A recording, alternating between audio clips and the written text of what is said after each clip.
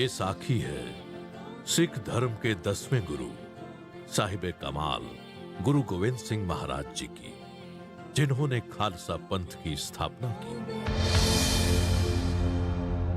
नाहन क्षेत्र के राजा मेदिनी प्रकाश ने गुरु गोविंद सिंह महाराज को वहां के प्राकृतिक सौंदर्य को देखने और शिकार खेलने के लिए आमंत्रित किया।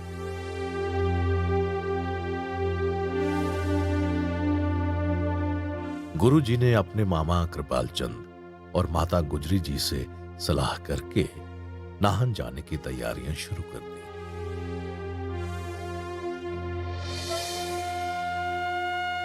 नाहन क्षेत्र की मन को मोहने वाली प्राकृतिक सुंदरता गुरु जी को बहुत पसंद आई।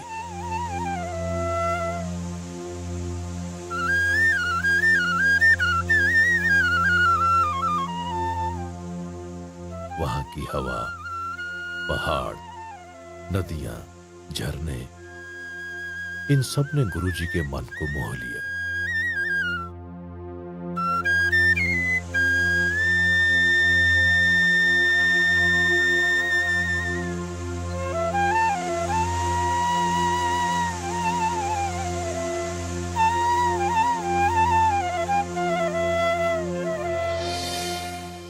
नाहन क्षेत्र गुरु जी को इतना पसंद आया कि उन्होंने कुछ समय वहीं पर बिताने का निर्णय लिया। उन्होंने गंगा किनारे अपना एक निवास स्थान बनाया। इतिहास में आज उस स्थान को पांवटा साहिब गुरुद्वारे के नाम से जाना जाता है। गुरु जी के दरबार में 52 कवि थे जो साहित्यिक रचनाओं की रचना करते रहते थे।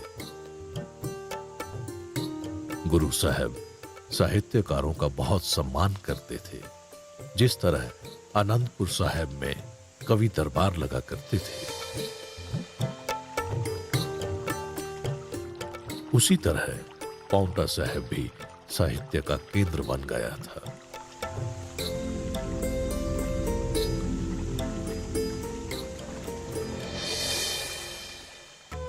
गुरु जी के साथ साथ आनंदपुर साहब के हजारों श्रद्धालु भी पांवटा साहब पलायन कर गए। आनंदपुर साहब की तरह अब पांवटा साहब में भी हर रोज बाणी का पाठ होने लगा और कीर्तन दरबार सजने लगे।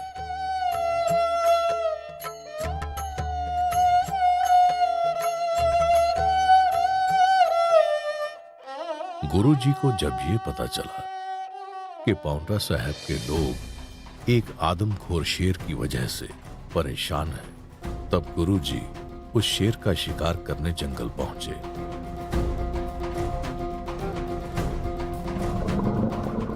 जहां वो शेर एक पेड़ के नीचे सो रहा था। सोते हुए पर वार ना करके गुरु जी ने उसे ललकारा।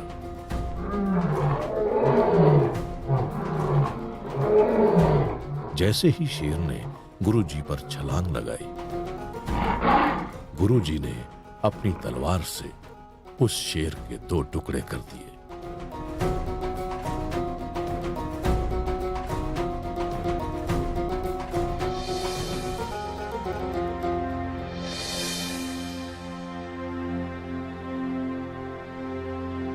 कुछ ही दिनों में गुरु गोविंद सिंह महाराज की शान शौकत और बहादुरी के किस्से पूरे नाहन क्षेत्र में मशहूर होने लगे।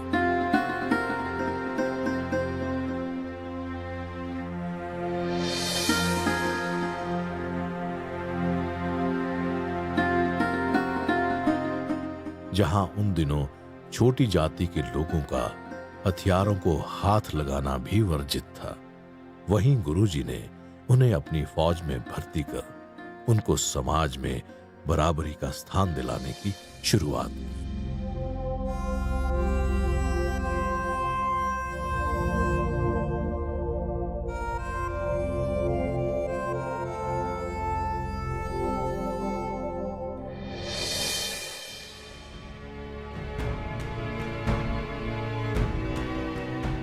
गुरु जी की बढ़ती शान से विचलित होकर पहाड़ी राजा भीमचंद ने जायजा लेने के लिए अपना एक पुरोहित गुरुजी के दरबार में भेजा।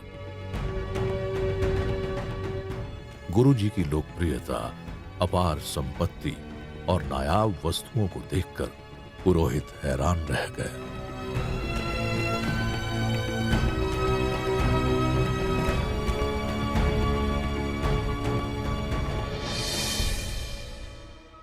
उस पुरोहित ने जाकर जब ये जानकारी राजा भीमचंद को दी तो वो भी पुरोहित की तरह अचंभित रह गया।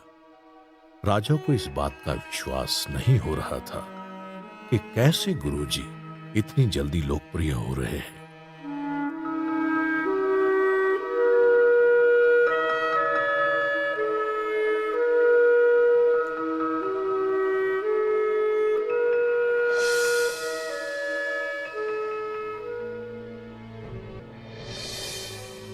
जहां एक और पहाड़ी राजा गुरुजी की बढ़ती शान से ईर्ष्या करने लगे थे, वहीं दूसरी ओर छोटी जाति के लोगों को फौज में भर्ती करने के क्रांतिकारी फैसले से भारी चिंता में आ गए थे।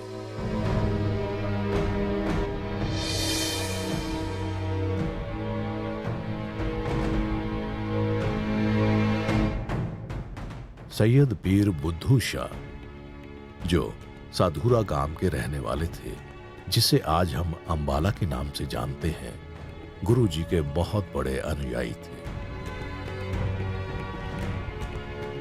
उन्हें जब ये पता चला कि गुरुजी अपनी फौज बना रहे हैं, तो उन्होंने गुरुजी को 500 पठान सैनिक अपनी तरफ से भेंट किए।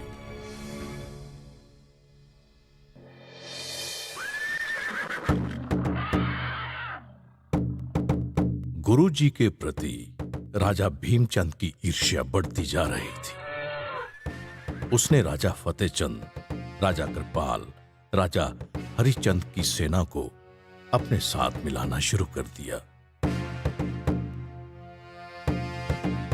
तो दूसरी ओर गुरुजी का साथ पीर बुद्धू शाह जी दे रहे थे।